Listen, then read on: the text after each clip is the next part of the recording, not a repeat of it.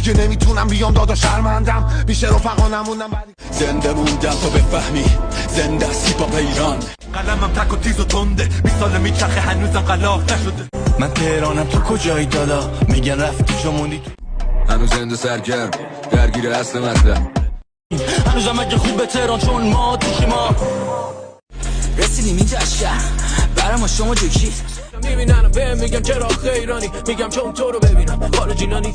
سلام منو برسون به دود و دم تهران بری میگن فرار کرد وطن فروش اگه بمونیم میگن یارو اطلاعاتیه میگن حرف نزن بیرون گد مثل خمینی از فرانسه میام تا اومدیم یاد بگیریم شدیم کارتکس و انگوش زدیم تو سیکس کپ درن.